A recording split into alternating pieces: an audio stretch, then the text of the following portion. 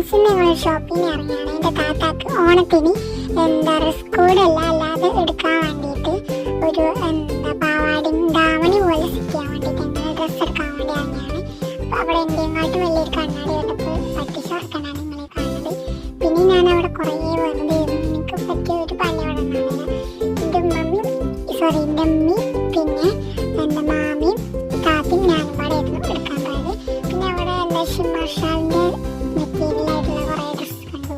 പിന്നെ ഇതേപോലത്തെ കുറച്ച് ഡ്രസ്സ് കണ്ടു. അപ്പോൾ അവിടെയുള്ള വ്യത്യസ്ത തരം ഡ്രസ്സുകളൊക്കെ നോക്കി നിൽക്കാൻ ഞാനും എൻ്റെ താത്തയും ഞങ്ങൾ ആദ്യം കയറിയ കട എന്ന് പറയുന്നത് റോയൽ ഹൈപ്പർ മാർക്കറ്റിലുള്ള സ്ഥലത്താണ്.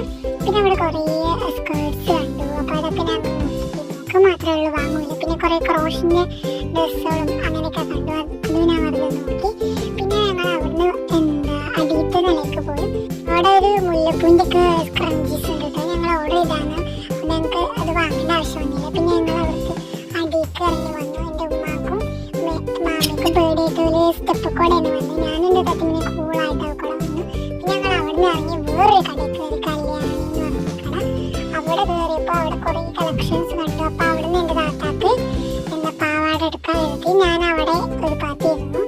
അവൾക്ക് ഈ പാവാടയാണ് എടുത്തത്.